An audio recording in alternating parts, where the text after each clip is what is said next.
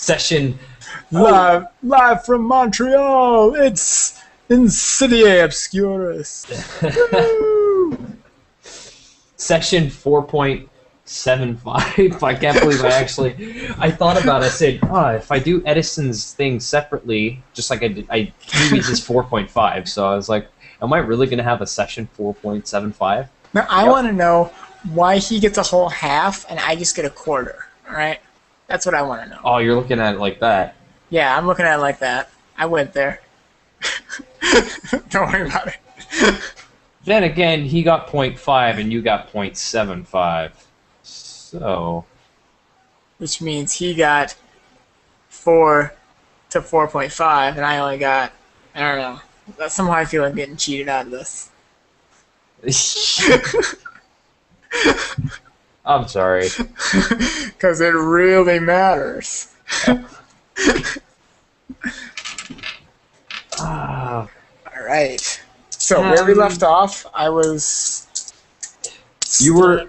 Yeah. Yeah, you were staring down or being stared at something. It was an eagle, a big eagle, that was glowing an aura of pink and rose.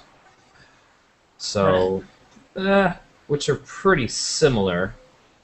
Yeah, kind of a pinky rose. Yeah, though you're still able to discern the two separately, so that's page 206. Yeah, I remember that. Now, the way I was doing the Awakenings is I just wanted to have it like nothing too overly complicated, but something that tied in with every character's backstory. Right. And basically, the way I had envisioned it was when you're thinking of, in this case, because you're kind of in an awakening, like a dream state, right? Yeah. So when you're thinking of your powers, I'm not even thinking like technical by the rules in the book kind of a spell casting. It's basically think about your path and just whatever your imagination within that path can be is like what I figured is how you would go about it. I don't know if that makes sense. Okay, so it's kind of while we're in this awakening process, it's kind of like a mental journey. So everything, there really aren't the same normal limitations. It's just kind of you're basically like a super god and only the god of your own mind. Yeah. Yeah, and that's basically god of your own mind, and you're awakening to everything, and so that's why I was saying. That's why I was saying. Okay, this eagle is permeating gray and pink and rose. Pink and rose, which basically you would have to cast a spell to know that. But just because of all of a sudden you're just able to perceive these things. So I was just going about those in that sense. Right. Now, this pink and rose eagle. Now you can see in the distance, just way far up. It's almost like you're in space.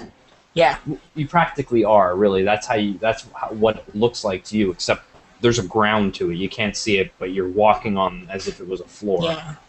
And far above, you can see just a pinpoint, like a series of rocks that are floating, and just so far away, it just looks like a needle point from where you're standing. And this eagle, you can see in its mind, around its head, it's almost glowing, and you could see its mind in a sense. And it's glowing, and it's just looking over at you, but it's not saying anything, but you don't sense any hostility. But you notice that its aura is very strong around its head. And I can kind of tell that it's more of an aura, not like I don't think it's like I'm looking at it and it's glowing. I think more like I'm seeing something other than with my eyes, or can I not quite tell the difference yet? Between do I know that, like, am I looking at it and thinking, wow, that's weird, its head is glowing, or am I thinking, whoa, I kind of can like see some kind of aura-y thing, But What do yeah, you think? you see it almost like, let's say it's like a golden aura Okay. within its head, like as if it's you can see its Okay. mind in a sense. Okay, and I definitely get the impression that it's not just a visual thing, like it's like I'm seeing its mind, not just colors. I can kind of tell what. Yeah, this is like Okay. you could see its Yeah. mind is. Okay. Well, kind of assuming that something beyond my normal sphere of understanding is going on here, I'm going to kind of ask it, what are you? Just kind of look at it, kind of thinking it as much as speaking it, in case, you know, in case my mind is kind of doing a similar thing and there's any kind of like telepathy or anything, but I'm speaking it aloud too. Okay. And it responds to you though, not doesn't even move. It's just looking at you, but it's almost it's sending a telepathic link to you. And it's saying, I am your guide on this sojourn, if you call it, or soul journey.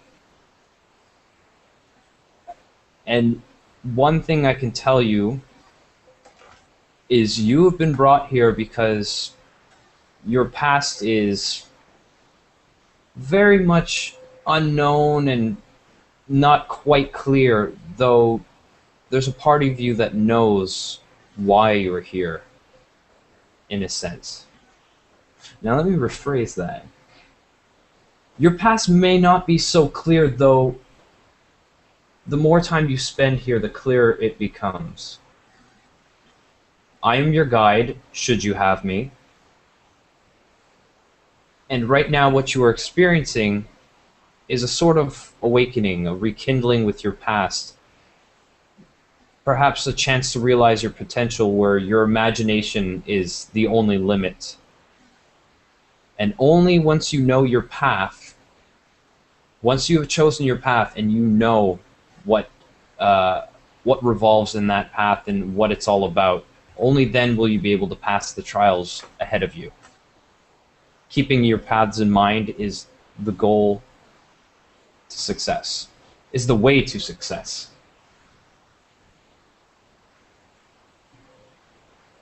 Okay, if this thing can read my mind, there's only one thing going through it. Whoa. Um, especially after what I've already seen, and also just the way this thing has worded it. You know, I'm obviously not inclined to believe in supernatural things, but the way this is worded is more, it isn't striking me as outside of what I can, especially right now where my character was at this time. It's not at all outside of what I can swallow. You know, I can believe this. So I'm just gonna kind of gulp, you know, look up at it and say, all right, what do I have to do? What guide me? Where is this path? What am I? Where am I going?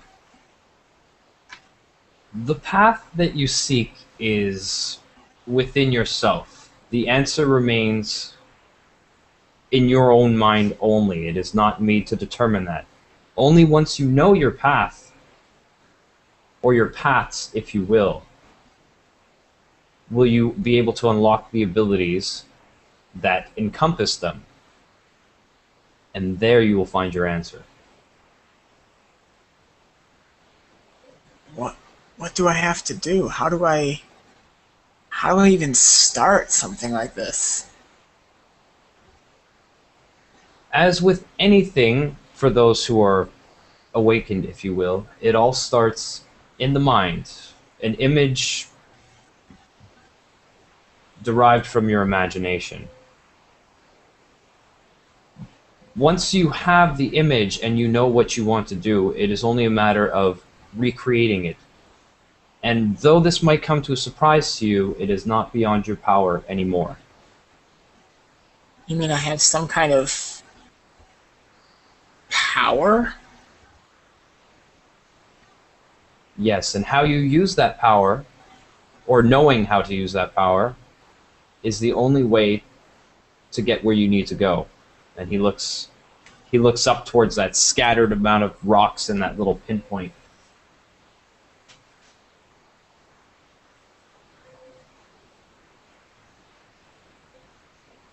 How do I use it? Can you show me what? I don't. I'm trying to understand, but I'm not quite following you. Okay. So think of it this way. And the voice stops, and this yellowish aura within its head. And this is a big yellowish aura. I mean, in relation to how big you are to it, this aura, this orb within its head is easily the size of you. Wow. All right. And it begins to pulsate, and you almost get like a shrieking pain in your head. Whenever it pulsates, it's almost like you have this migraine. But then you quickly get your bearings, and it doesn't feel like a headache anymore. You can sense its mind as if it was your own, but the pain recedes quite quickly. Whoa.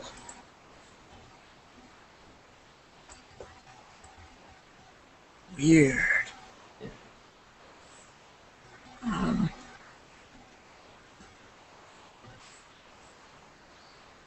Trying to think what else. Out of game. What other thing? I know my powers aren't quite as flashy as some of the other guys. Just trying to think what.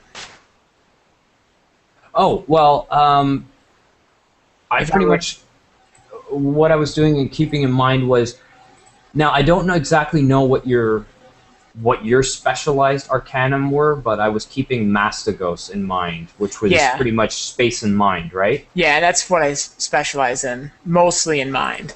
Okay. So yeah, you're right on track there. Perfect. So basically anything to do that would encompass those two paths is basically how you can manipulate these situations. Okay. That's basically the abstract thing that that this eagle is giving you is once you know your path, Okay. that is when you'll know how to get through. So it's basically that whatever encompasses your path is basically the way for you to get through. Okay.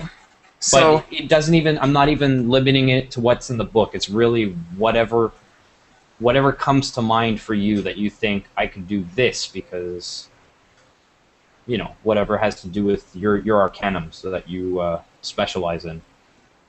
so if I were to, and this is back in game, I'm gonna try to just kind of test my limits, see what it can do. I'm gonna try see if I can. I don't know. I'd heard, and still kind of within the general realm of what's possibly feasible for a sci-fi writer to believe, of like astral projection and like, out of body senses. I'm gonna try to see if I can project my senses outward, maybe see farther away, almost as if, I'm staying where I am, but I can sense things around me, or even look back at myself from a different vantage point.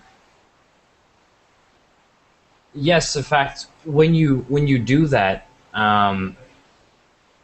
you can see that it is endless space all around you, except you're able to focus your body to exactly that really high point that's almost undescribable, and it turns out it seems to be a tower. You can project yourself up there as if you could see everything about it. It's this massive tower, and it looks very familiar to you.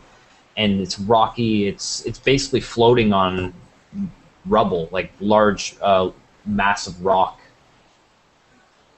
But also, when you project yourself, you can almost project it to the point where you're seeing through the mind of this eagle as well. But other than that, it's just endless space. Can I actually project and like totally see through its eyes and like, see as it sees and sense as it senses? Yes, You could, in fact, if you focus, once you focus enough onto the eagle, it's almost like any movement you make. If you tilt your head, it tilts its head as well. Whoa. Once you become really focused into its aspect. Okay, that's cool. I'm gonna kind of keep experimenting with that and see how much control I have of this thing. I mean, can I like flex its talons? Can I control the beating of its wings at all, or is it just mostly sensory? Just the thought of doing that, if you keeping focus on the pink eagle, no, keeping focused on the eagle. In fact, anything that you're pondering in your head, it reacts to. And then Okay. you hear this voice saying, "Good, now you're getting the idea." Okay, I am definitely taking this thing for a spin. So I just want to test these wings and see how this thing can fly, you know? I mean, kind of those, childhood dreams of being able to fly. I'm not sure how real any of this is at this moment, but I'm totally having a kid moment here, and I'm going to just take this eagle and let it soar. Sorry. All right. Phone call. I can't be called while I'm awakening. Or why is my camera? Oh, there it is. Did you have to take it, or? Nah. Okay. Now later, when I'm done here, I gotta go into another hangout with a buddy of mine. We're co-authoring a series that's actually a novelization of our big 4-year role play that we were doing. Oh yes, you were mentioning that. Yeah, so that. when I finish up here, I'm gonna catch him in a hangout, and we're gonna work on that. But Okay. that was him who called, but I'll catch him later. Yeah, that'd be a cool idea. Yeah. I should have that up even sooner than Wisconsin Werewolf. We really want to get a Halloween launch, just because that would be perfect. Oh, that's not too far away. Yeah. Uh, They're only going to be like little short novellas, though, like maybe 4 chapters each. And just do it in like episodes like that. oh yeah. Like ebooks and stuff. Yeah. Yeah, that'd be cool. Are you hopping on this eagle, or are you? I was just thinking about staying in its senses, like kind of controlling it and flying as if I was an eagle. Okay. Well, again, keeping focus. You could tilt your head and you can look up to any point in this mass of space, and the eagle just lifts off and it starts hovering, flapping its wings just at the very thought. I'm gonna take this thing for a spin. I'm gonna fly around through the space, see if other than actually no, I'm gonna aim for that tower. I'm gonna try and fly towards it as much as I can. Fly with this eagle. Okay. Now you hop on the eagle's back and just it's like you have complete control over this animal as you see it, and you set your sights for the tower above, and as fast as you could even perceive wanting to get there, you could get there. If the thought in your mind was, I'm going at the speed of light, then that's how fast you're going towards it. I totally would be picturing like a, warp speed kind of thing. Because if this is like space, I'm a sci-fi. I'm picturing like your classic like Star Trek. When you go into warp speed and like the stars all start, sailing around behind you. Yeah. Yeah, that's what I'd be going for. When you begin going practically at warp speed and you're zipping right to it, and as soon as the thought occurs to you, well, this is my stop. Here we are at the tower. It stops, but right as it stops, it transforms into this massive dragon. All of a sudden, you're on the back of a dragon. Whoa! But you're standing, and now it still has the the you still have Pinkish. like the yeah, it still has the aura to it, but you can also discern that its true color is like a kind of a scarlet Okay. beneath it, though. It's like a scarlet dragon all Okay. of a sudden that you're riding on, and it stops right at the foot of this landmass. Okay. Seeing the dragon, I would probably remember, my cohorts talking about crazy dreams and dragons. So I'm really thinking something's going on here. Um, What is it's like yeah, what is up here? yeah. Well, I mean, supernatural or science or alien invasions probing our brains. That's not a coincidence. So I'm definitely going to take it seriously. Um, I just kind of look down at the dragon now that I'm riding, and I'm gonna try to just think to it, not actually speak, just to see if it works. To say, what is this tower? This tower is the tower that you created just on the basis of the path you chose. What you see is a culmination of what you may know, what you don't know, and what you're coming to realize. All drawn out for you, if you will. What lies within the tower is also a product of possibly your past, present, or future.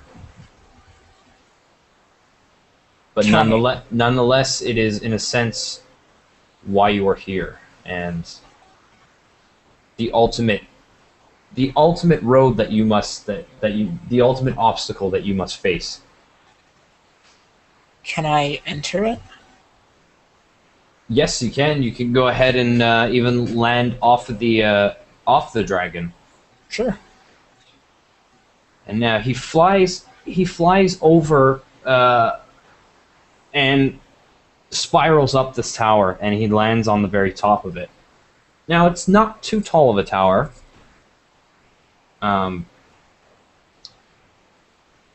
But you can hear the voice again, and you believe it's the dragon speaking to you, and it says, "Now you've come here. It is now time for your next test before you can enter."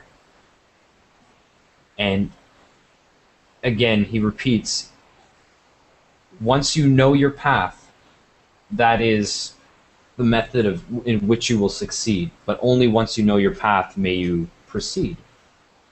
I did it again. I rhymed.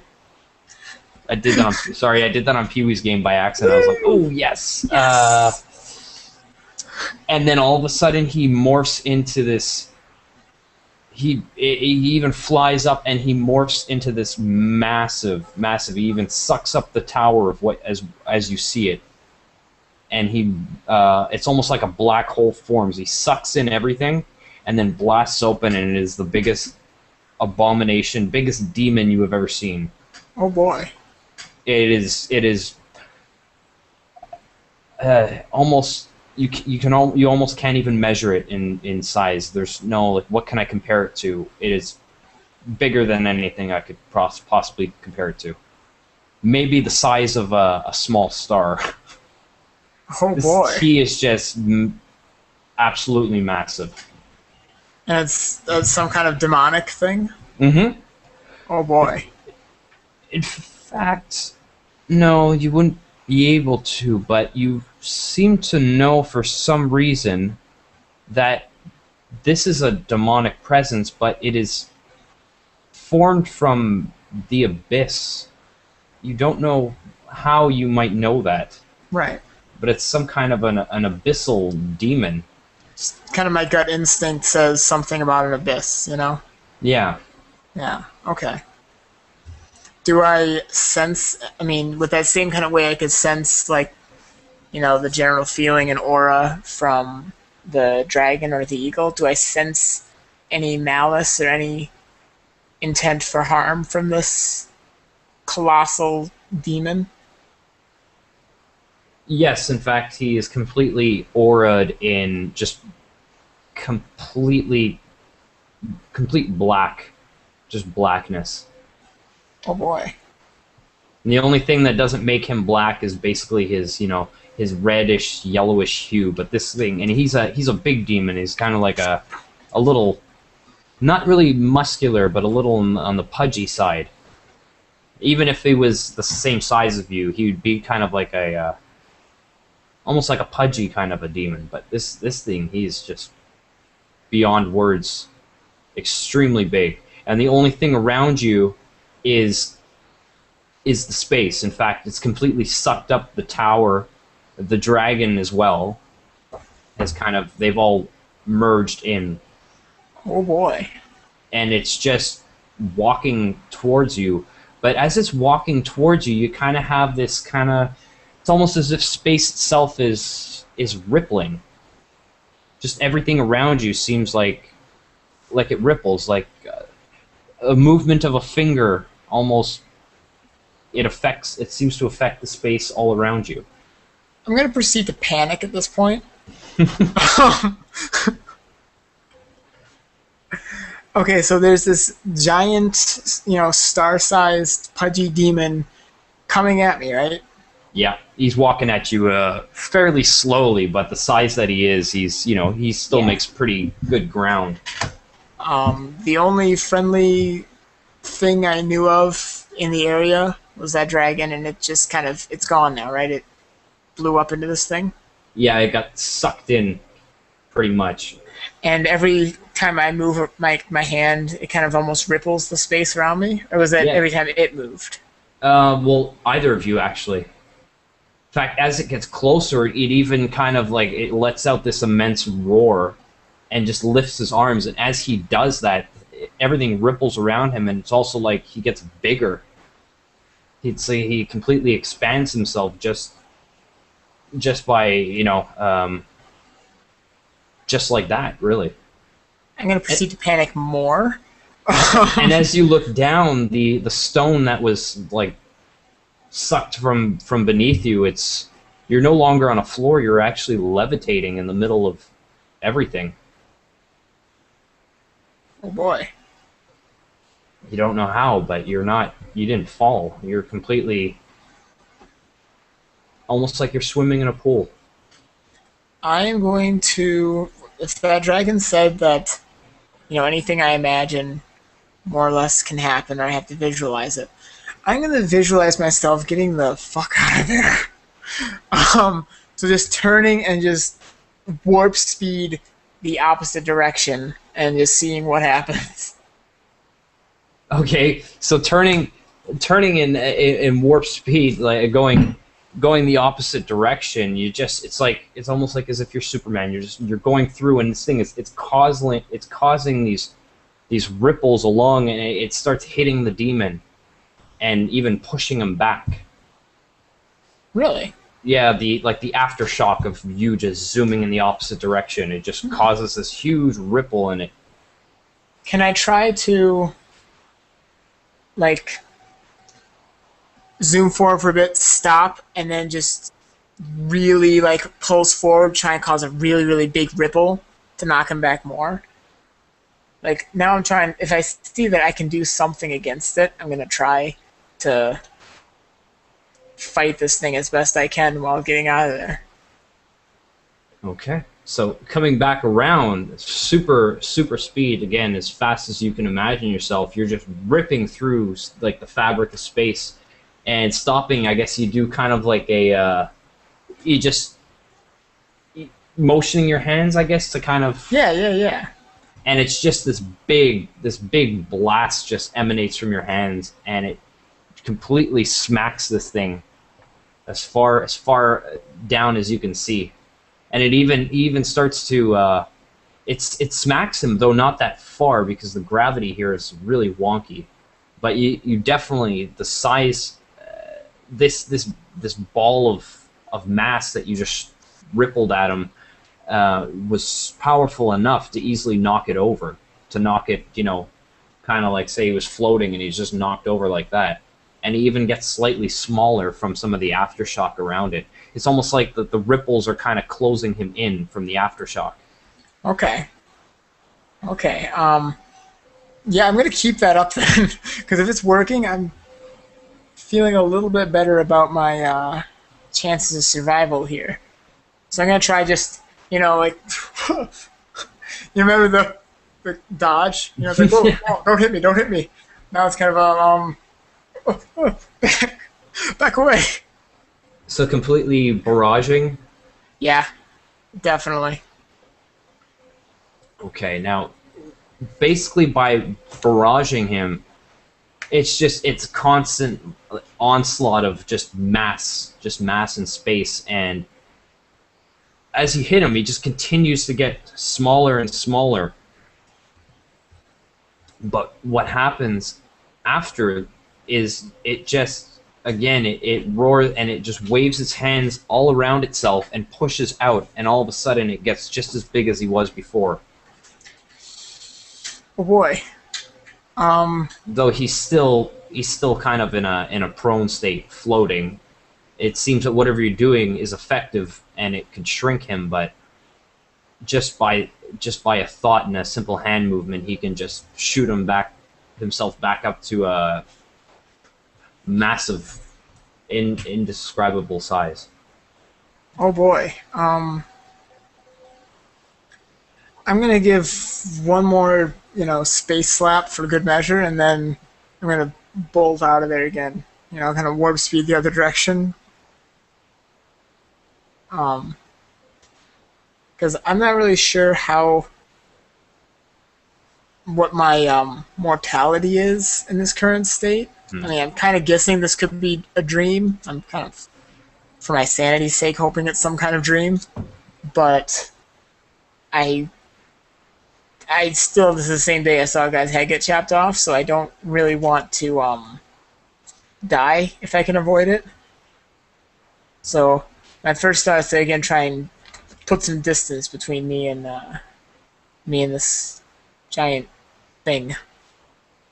Okay, so it's starting to make its way kind of upright again, and you're going for another big space slap. Yeah, one more space slap and then trying to get out of there. Now, as you do this, it seems to be wary of what's coming, and just by a flick of the wrist, smacks it back, and it's coming towards you. Oh boy. Um. Um. Um. Can I try to dodge and get out of the way of it? Like maybe go around the wave? You probably could if you wanted to try that. Okay, I'm gonna give that a try. Hey, one second, I'll be right back, okay? Okay.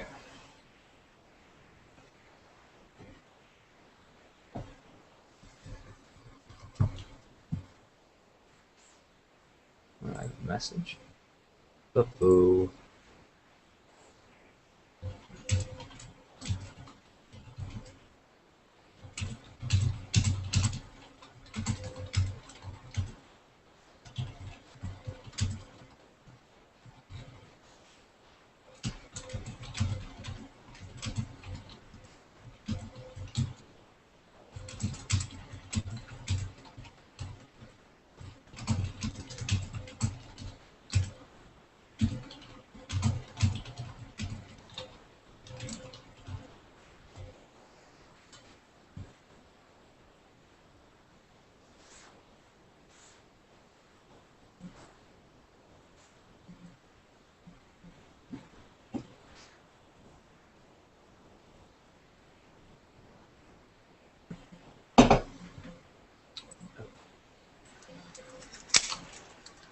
I've returned. Oh, welcome back. Thank you. Okay. So I was trying to dodge around this big spatial wave. Okay. Now, as you now trying to dodge around it, no problem. You could, as big as this thing is, you could easily trump it in speed, and you can go circles around this thing. And as you do, again, but maybe through the terror of keeping your focus on it, you've noticed that not only did you dodge around it, you just by looking at it out of fear, you were able to stop it in its tracks. Okay, now I'm going to pay a little more attention. So, it, I was able to stop the. Yeah. Welcome back. I was able to stop. I was able to stop the wave just by like thinking, no, no, no, no, no, don't come here. Yeah, you were dodging it, but as you're dodging, you're trying to make your way around it, and you notice that it just stops, and it's like this big ball of mass, pretty much. It's like a wave, but in the shape of a sphere, and Okay. it's huge, and you just maybe to your surprise, all of a sudden, it's just stopped right where you stare at it. Okay. Well, I'm going to kind of pause a moment and just kind of look at this. And I'm pausing. What is the demon doing at this point? As I'm taking just a moment. I'm thinking out of game, and my character is thinking in game. Then I'm going to check what's the demon? How's it responding?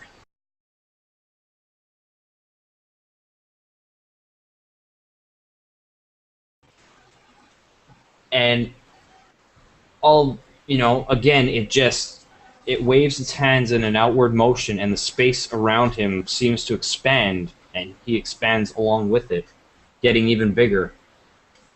Okay, I got an idea.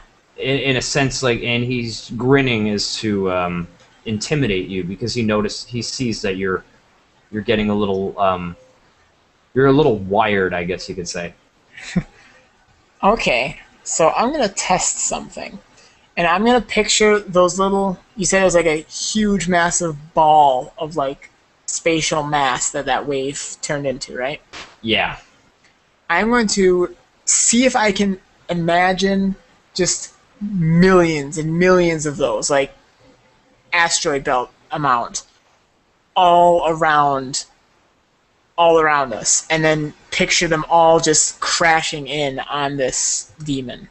Just from every angle, push him in, if he's trying to expand out, I'm going to try and push him in and close him in until he's as small as possible.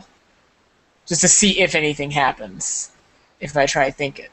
And the second that you imagine it, millions of balls of spatial mass and energy just come crashing like meteors all around him, and it's pushing the space around him inwards, and it's shrinking him to next to nothing. And just the pure force of pushing the space in on him just completely disintegrates him.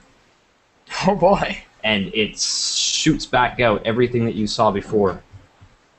The tower appears on the rocky mass, and the dragon is back right atop the tower.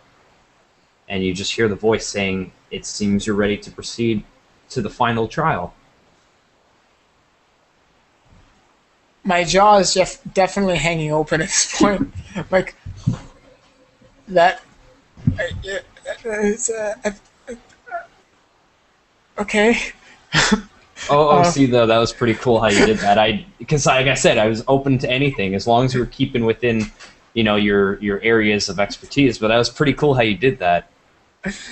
Yeah, I was just thinking, okay, space, he's expanding. I seem to have a lot of control here. What if I just condense, Yeah, honestly, you could have literally taken the space around him and just gone like this, and he would have gone as small as you wanted him to do. But the fact that you did this energy ball meteor shower on him was even better. Yeah, I used to watch DBZ when I was a kid. Yeah, that's what I kept thinking of. I have all the Dragon Ball comics, Yes. 1 to 42, I think. Yes. Awesome little. So we were on the same page there. Yeah, definitely. So I was going, It's like when you did that, I was like, oh, well, for sure that will work too. It might not shrink him, but I was trying to think in terms of spatial matter. You were still like disrupting the space around him, so it would make him smaller. Yeah. But Cool. like a million space balls crashing down on. Actually, I'll be right back. I have to go to the washroom quick. But Sure. So the last thing you hear is, "It seems you are ready for your final trial, which lies within the tower, and it's just you're back. Well, you're not necessarily back on the stone floor, but it has reappeared, and you're kind of gliding, not too far from it. Yeah. You're just hovering right before you can see this tower. Sure. And on that note, I will be right back. Yeah, I'll get some more water too. All right.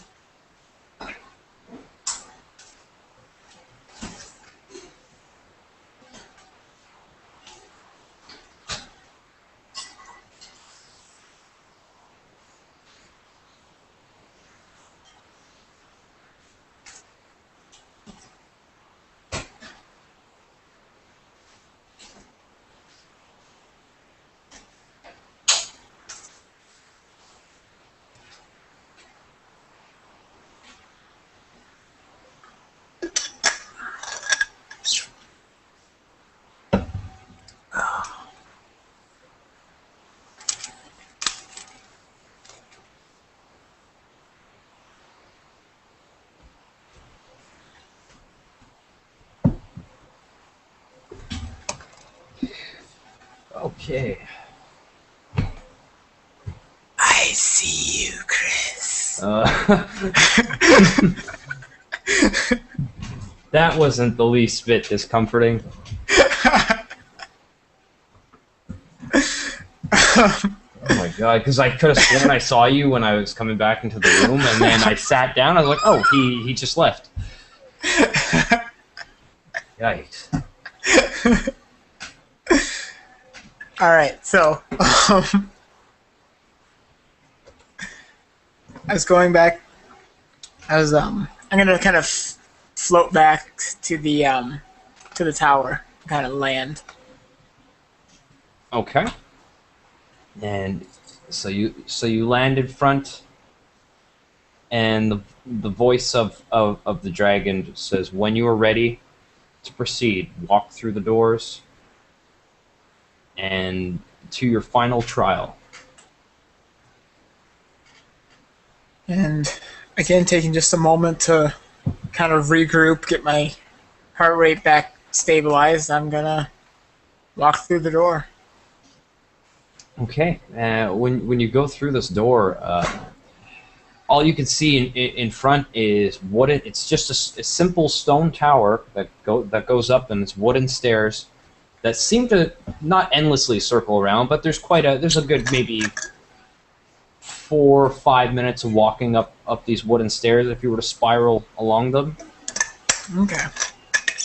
And as you're walking along them, there's this blue, almost like glyphs all along the wall. It's odd language that you're not quite able to read, but in your head it says Atlantean, as if I know this is Atlantean, but why do I know that? Yeah, same kind of way I had that gut feeling about the Abyss. Mm-hmm. Okay. These are just things that are coming to you, and you seem to know more and more as the longer you're in here, but still, this is Atlantean. Whether you know what Atlantis is or anything other than that, I'm not sure, but you just know this is Atlantean. OOC.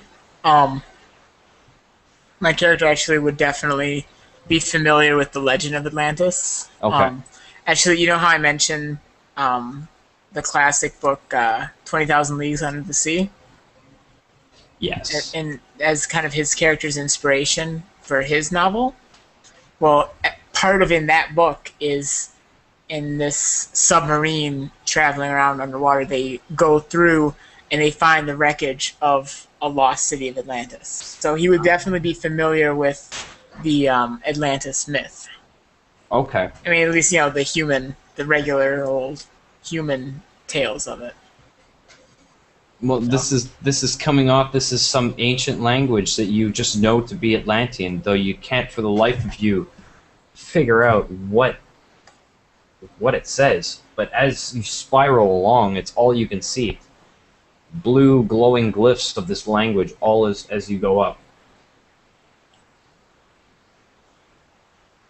I'm starting to take it a little more seriously the more I go, too, because if it's Atlantean, that holds a certain level of legitimacy in my character's mind. Because, like I say, one of his favorite classic novels involves Atlantis, and that's come up with him. He's thinking that this maybe there really is some kind of connection here to that myth, that lore. So I'm definitely intrigued at this point. Well, as long as you can keep walking, you can see it. And after a few minutes, I just noticed something. Sorry. You're fine. It was the auras. The auras, I didn't realize they continue into a second column, and you can actually... Liches have their own... Cool. Liches have their own auras. Yeah, like black veins in their aura. That's... And actually, that's actually copied from in Vampire. They have some powers that you can... Sorry, this is all OOC. Oh, right. But in Vampire, one of the powers, they have a aura reading, and one of the biggest sin a vampire can commit in the society is diablerie, which is basically consuming the soul of another vampire. Oh. And one of the ways you can tell a diablerist is they have black veins in their aura for several years afterwards. So that's kind of known as... Liches are kind of similar to diablerists, the same kind of philosophy of eating souls. But yeah, that originally sprouted up in Vampire. Oh, cool. Really cool, yeah. Okay, go on. Well, that's pretty cool. Yeah. Yes, so as you continue up this along steps, you come to a lone wooden door, and you feel it's got this odd feeling about it. Like whatever's on the other side doesn't sit too well in your stomach. So it feels kind of like uneasy. Yeah. Well, nervously, I'll kind of explore it or look around and see if I can, see if there's any overt warning signs about it. But I'll check it out. I'll maybe carefully open it. Okay. Carefully opening it. At first glance, it seems like just an empty room with this tablet at the far end of the wall. But you're definitely at the highest room in this tower. And the voice comes to you again, and it says, again, I'm just doing this. How can I word this?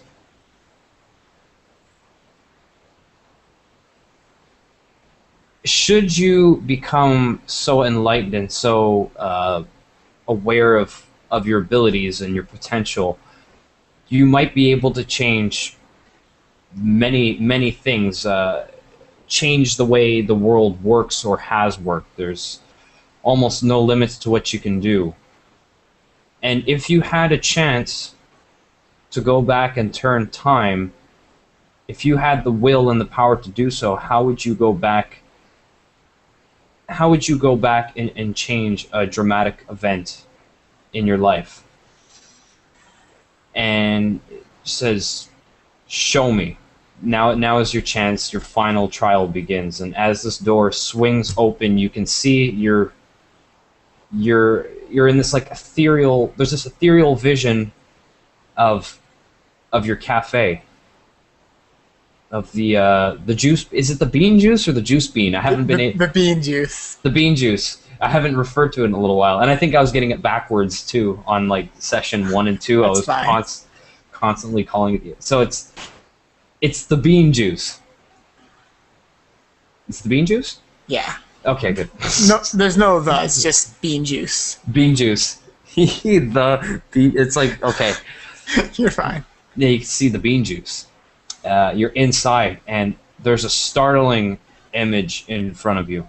Yeah, my character's whole gut just sank the moment he said if you could turn back time, and change one thing, because the moment that the voice said that, his heart just sank, because he knew exactly what was coming, especially seeing how much everything that he thought affected everything. Bringing that up, he has a really good hunch of what's coming up here, and he's even more terrified than when he was staring down that demon.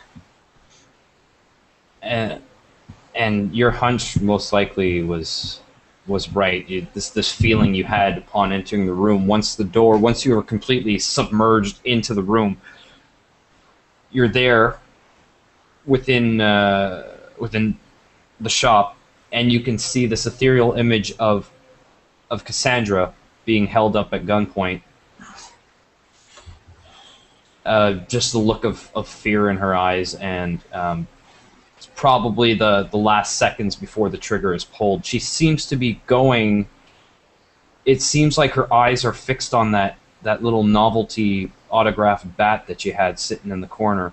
And it's right at that moment that the assailant realizes this, and that's pretty much the last few seconds of her life. But it's all frozen in time. So it's kind of frozen in time right now? Yeah, right at that moment when Cassandra's kind of eyeing towards the bat, and the robber, whoever the robber may be, realizes this. Now, I never got... we never found out who did it. I never had any real description of who broke in, who the robber was.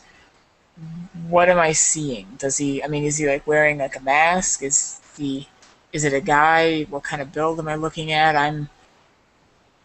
He looks actually very familiar, though you can't. If you were to walk around and examine the freeze frame, you could pretty much walk through the images of the scenario as it's frozen in time, and you can't seem to quite interact yet. Your hand seems to flow through, but he's wearing a mask that, the way everything is cut out, it's very reminiscent of the ones that had held up your store on that fateful Sunday night. So it's similar to... Wait, you mean the people who were across the street? Yes. In fact, he almost looks... Now, you didn't get very good looks at them, but at a quick glance, the coat looks familiar, and so does the mask. The mask is almost dead on, the same fabric. It's the same type of winter hat that's like put over his face and the holes cut in. And well, the first thing I'm going to do as I'm examining him is I'm going to stand between the gun and my wife, so that if somehow this starts to go into motion again, the idea is that I'm putting myself between them. If I have the chance, I will take a bullet for her. So that's where I would be examining this from, is in front of the gun. Can I try to go over and lift the mask off of his face? You could, actually. Once your thoughts are more clear on how you plan on handling the situation, it seems like you're almost able to interact. The image is coming more into material. It's materializing. It's less like a ghostly image and more like, your own flesh. And as you're doing this, you have maybe a couple of moments, from what you can perceive, before everything takes effect, and lifting the mask off, you get a good look at the man, and he's a little cut up, and he's got short brown hair and brown eyes, and he seems to be really almost without emotion. He doesn't look familiar to you because you can't actually put a face to any of the other thugs you may have run into, but everything about him, other than his actual face, rings a bell. But his eyes give you this kind of this lifeless, emotionless kind of a look to it. There's no sadness, there's no joy, there's no fear, there's no anger in his face. There's nothing. It's almost as if he's a puppet on strings, kind of a feeling about him. And everything is still kind of frozen in time, right? It hasn't started moving yet. No, but it's starting to materialize, Okay. as if it's going to start soon. I'm gonna glance, still keeping myself definitely in front of the gun. I'm gonna glance back and see again. Look at my wife for a few moments longer than necessary for what I need, but it's been a long time since I've seen her. And then I'm gonna. You said her attention was on the autographed baseball bat. Yeah, you can see she's kind of in the moment where she was looking him in the eyes. The register's open. Um, she's at the point where he's robbing Right. robbing the cash, but you can see that in that exact moment, her gaze is just about set in the little corner of the bat. And maybe you didn't know this, but yeah, that bat was there, and that was one of the last things she saw. Whereas I'm gonna look back at the face of her killer, and I want to see where are his eyes on her, or are they glancing towards the bat as well? His eyes are somewhere in between, just lifelessly staring. Like his, it's not quite looking towards her in that face in that exact moment. His eyes are almost set. Like he's following where her eyes were going, and you can suspect that he knows what she's going for. He's Okay, at that exact moment of realization that so looking at him, I get the impression that looking over that bat had something to do with him pulling the trigger. Maybe. I mean, I get the yeah, vibe that her looking over there and him looking over there had something to do with what was about to happen. yes. Okay. This is like the split second before the shot was fired. Right. Okay. But there's not even a look of amazement or surprise in his face either. Can I try and read his aura? Like I was able to see, kind of sense and read that aura of both the dragon and that demon to get an idea of what they were like. Can I do that of this person, or is it not the same kind of thing since it's kind of an image and it was in the past? No, you could do that. You could do that if you had your mind set on it. You could have an aura beginning to perceive. Right. Now, I'm just going to pick out the right ones for you. It won't be long. Sure.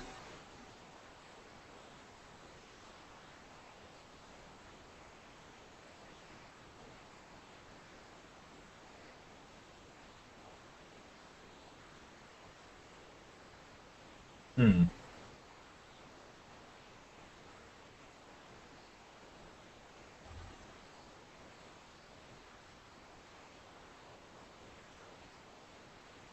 Okay. I guess the way I could best describe this aura would be sharp, flickering colors, Okay. but there is also an empty void where the aura should be. Okay.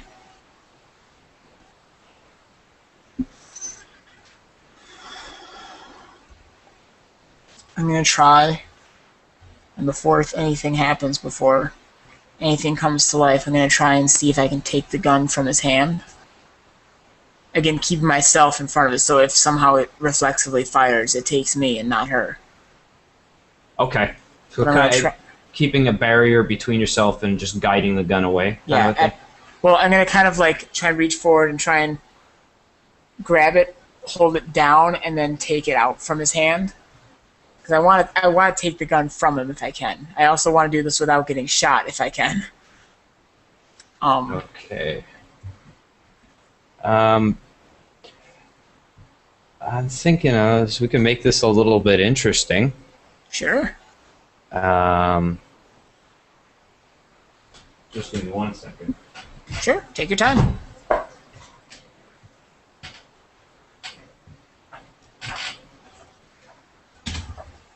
There's just a last minute idea that popped in my head, but I think it could add to the moment. No, that wasn't it.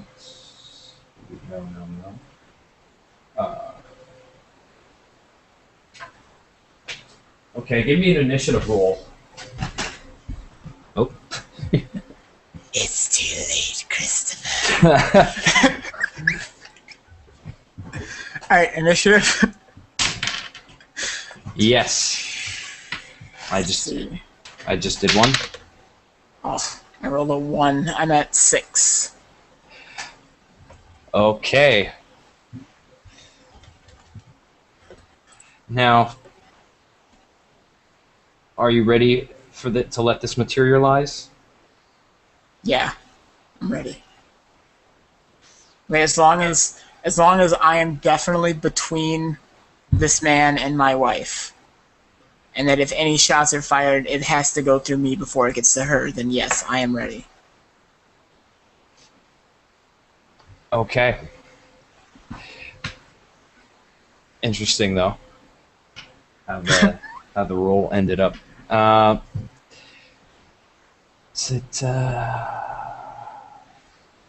Well, just to tell you, I actually had the same thing as you, but the exact same roll. And I suspect your initiative mod is 5. Yeah. So you being the defending, technically win this one. Okay. But I had the exact same roll as you, same modifier, same roll on the die. So it's fate. But you're definitely the defending in this situation. So I would say. So basically, it all materializes, but it seems to go in slow motion, slightly in slow motion, and your advantage, very very slight advantage in reaction time, you're able to pull this gun over, and before he even has the opportunity to even compress the trigger down halfway, you already have the gun safely to the side. And as we get back into normal time, about 3-4 shots just go off into the floor of the cafe. Awesome. And you rip the gun out of the guy's hand, and it's just the look of he just turns away, but there's no look of surprise or anything, and he runs off and practically disappears within the shadows. Like, as he hits the darkness, it's like he just vanishes into it. Now, you say I got the gun from him, right? Mm-hmm. Yeah, the moment that my reaction time allows me, I know he'd have a chance to get a running start. Moment my reaction time allows me, is I'm pointing that thing at him, I am just going to empty that clip to wherever he is. Okay. So, if he vanishes into the shadows, that's fine. I'll have a hole in the wall. No, that's pretty much what, like, he's running for the door, but because you did, that's pretty much, if you're planning on pulling the trigger on him, though, then yes, definitely you have the initiative on that. So as he's making a run for it, you can pop as many, well, let's say 3-4 bullets went out. You easily have like 10 bullets in there. Yeah, so I am going to start just firing at him. Okay, give me And I was actually gonna ask you a question. For the last, and this is kind of relevant because I was thinking, I would spend willpower on this, and I thought, oh, wait a second, I was out of willpower. But I was gonna ask you, in the last session, do you think my virtue of prudence would have taken effect? Oh yes, absolutely. Yeah, because ever since I knew, okay, we're dealing with something that clearly is legit and real, I was staying back, I was staying low, I was shooting when it was safe, I was really trying to not take any undue risks, but still making sure my friends were taken care of. Hmm. Yeah, definitely. And I that yours is really easy to remember because you Yeah. stood back with the girl for the most part of it. And yeah, that would definitely that's something I haven't determined. Like I didn't even award experience yet. And the way it seems to happen is I tend to do it sometime in between the two sessions or at the very beginning of Yeah. the next. I think I'm just gonna end up doing it at the very beginning. No, I lost you. Chris, come back. Chris, come back. Come Google back, Plus, Google Chris. Plus. Why you cut me off, Google Plus? Oh no. Yeah, but as for yeah, I think and a lot of people burned willpower, and I'm sure there's Yeah. a lot of if anything virtues and or vices that came into effect. But I can definitely tell you yours. Uh, it definitely came into effect, and the fact that holding back, and then when it came at you, and you were pretty much by your lonesome, that could have been the it didn't. You used your prudence, and it possibly could have worked against you. So it's like 100% guarantee your Yeah. willpower is completely restored. Awesome. I can tell you that, but I didn't go over that yet, nor did I go over experience. But I think I came over a way to calculate experience, Ooh. and it might seem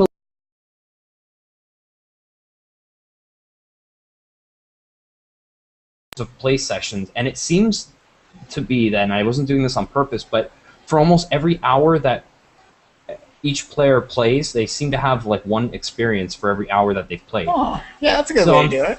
thinking maybe I'll just do it like that because everybody ends up role playing. Everybody who's there, well, that already is encompassed in the Yeah.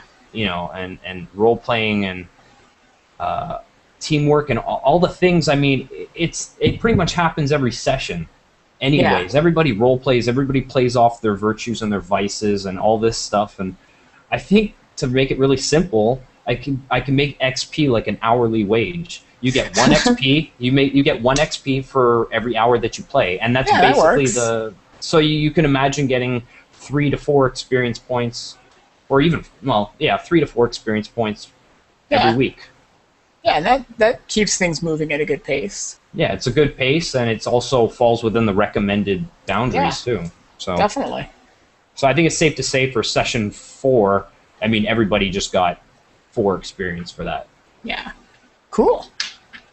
Okay, so anyways, now that I have willpower, I'm going to, at least on that first shot, that I have the best chance of actually hitting him. I want to burn willpower. Any of the extra ones, I'm just going to just keep firing madly. Okay. Now, when your intent glazes over uh, to the man running off, it's almost like you're in such a state of concentration that through just absolute willpower, you could fire off every shot and not even miss one. In fact, Wow. you don't even need to roll willpower. You don't even need to Wow. burn a dot. Just you can say Nice. that you've gotten like an infinite bonus to your Nice. Chris, come back to me. Come back to me, Chris. yeah. Next Like an time, next time that happens, I'm gonna do another creepy thing on you. so it's like you get this infinite bonus, and you just without fail you can even almost the Robin Hood effect. You can just fire 10 bullets like straight into the exact same precise spot, and you're not sure how you're able to do this, but in that moment it was like there was no way you could have missed that target. Good. Yeah, I will definitely, like I say, unload that clip into him. Then I want this guy not. I don't want this guy dead. I want this guy annihilated. Yeah, and as you do this, it's just the bullets being shot into his back are just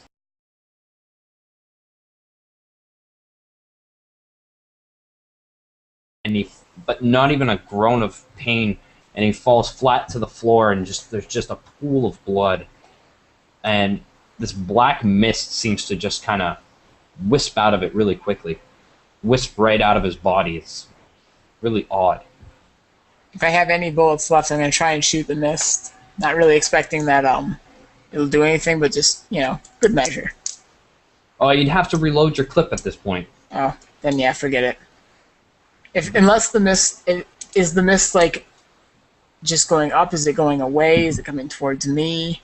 No, it just goes like as far away, just away from the body Okay. towards the night. Okay, then it's not a concern to me. Then I'm gonna turn around and face my wife and run around the counter to her as soon as possible. And assuming she's there, is she still there? Yeah, she's still there, and it's just this look of amazement, like she's just in shock, and as you're coming around, she practically just like falls into your arms. Yeah. I'm just gonna hold her as tight as I can and just tell her it's alright. It's okay, Cassie. It's alright. It's gone now. It's over. Now, the voice comes back to you, and it says you realize that your potential, if you were to will it, is almost limitless, and it's very possible that you could shape the very fabric of space and time itself, and you could use it for good things. And if you could go back in the past, there are many things you could change. And although I hate to say this, but what you're experiencing is only part of a dream. It's not reality. But that doesn't mean that there isn't hope. It means that there's only so many minutes you have left before everything around you disappears. So take the time you need, and it'll be time to leave. So you have, 10 minutes to... You can walk about this place as if you were really there, but the dragon, the voice of the dragon has to remind you that it is but only a dream.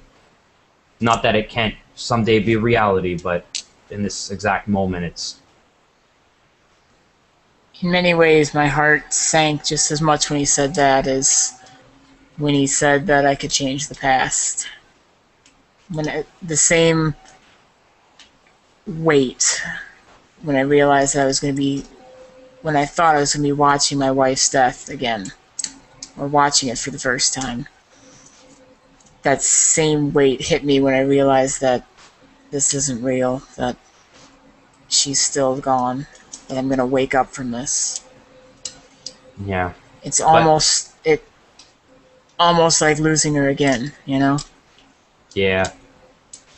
It's a little bit more sad than I kind of thought it would be. I was going for that, but yeah. I guess now that I think about it, if I were to put myself in Tom Reed's shoes, it's like, wow. Any amount of time I have, however long I have this dream, I'm going to be holding her. We don't have to say anything. I don't need to say anything. I just need to feel her in my arms again. Well, and that's where I'll be as long as he lets me. As long as that dragon lets me be there, that's what I'm doing. I guess the dragon says, I suppose if you think about it, you could remain here as long as you wanted. You do have the power here to stop time, essentially. If that was really what you wanted, you could remain here as long as you wanted for all eternity. But I do remind you that there is a reason why you're here. Should you turn back now, there's nobody to stop you, but... Oh, man. Talk about one of the hardest moments of your life. Tom is just in such an internal battle right now. Because this feels completely real, right? I know it's fake, but it feels real. right? Yeah, it's 100%. It is real in a sense. It's actually very real, but at the same time, it's Yeah. such an effective projection of your thoughts that it is made itself real, at least for that temporary moment of time. He's just battling with, in one way, just staying here, freezing time in this moment. Sounds so good. You know? Well, It's you can always roll another character. yeah, I'll explain it to guys. Yeah, Tom he decided to go into emo mode and he just stayed in some kind of weird time warp forever. Yeah. Tom decided to stay in the last minutes of his awakening for eternity because it was just he just couldn't leave. But knowing that this isn't real, and especially knowing what he saw now, and recognizing the shape and countenance of the person who killed her, and hoping that that was truly who it was, because if it's so, then I might be closer than ever to bringing her killer to justice. Very difficultly, I'm gonna hold her over a little bit, give her one last kiss on the forehead, and leave her.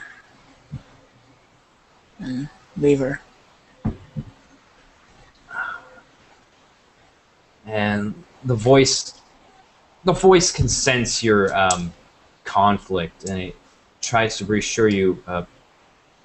I realize this must be hard, but if anything to be gained from this, it's knowledge and, in a sense, hope. It doesn't mean that this can't be a reality one day. I mean, look where you are now. Doesn't this seem a little out of place to you? It might not seem out of place from here on because it might be part of your everyday life. Just tell me one thing. Yes. What I saw here, is it real? Is this really what happened? Was it really this person? Yes, what you saw was an exact replication of that fabric of time. To every single little detail, every second, millisecond of it is 100% accurate. Then it was worth it. Show me what I have to do next. Show me how I can make this reality. Once you're ready to let go, the final task will be set before you, but only once you're willing to let go. I'm ready. And as soon as you say that, you're just back in this empty room at the top of the tower, and in front of you, you can see that blank tablet. That blank tablet that you saw for a split second before everything just kind of blew up in front of your face at the end of the hall, and it's those glowing blue words again, but these are starting to formulate in ways that you understand. And what it is saying is, in blue glyphs, it says Pandemonium Mastigos, and just an empty slate beneath it, as if something should be written upon the seal. Do I get the feeling like I know what belongs there? You do. You get this feeling that a representation of yourself from here on is to be written. How you will be represented from here on is what has to be written upon the. Taken everything that you've learned and everything that you've absorbed, it's given you this urge to write a sort of name upon the tablet, but a new name, a different, almost a new persona. that you would be known by from here on. And the voice in your head says, once that is completed, there is no turning back. And this might be the last you see of me. But at least now you have a clear path ahead of you and know what must be done. You started me on this path. You've given me a great gift. I thank you.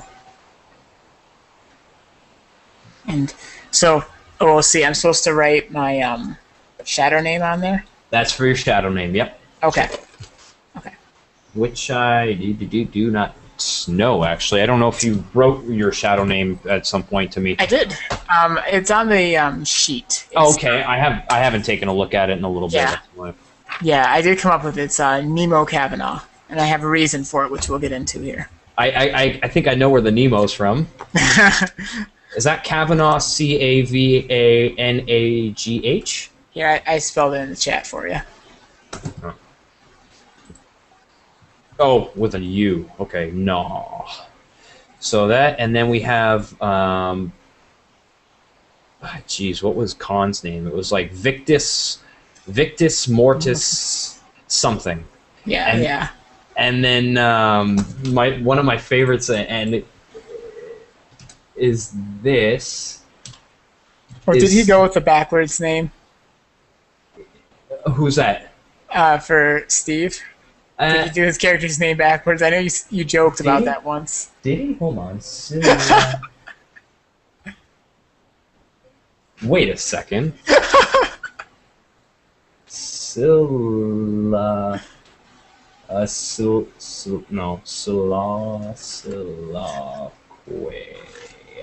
Silique?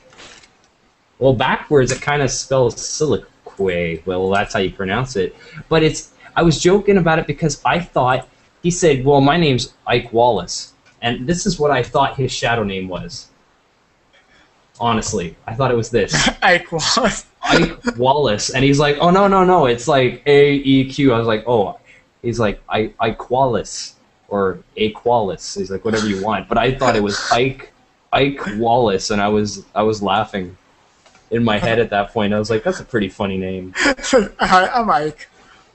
I'm Ike Wallace. But yeah, if you spell it backwards, it's Siloquia. Almost like Silique.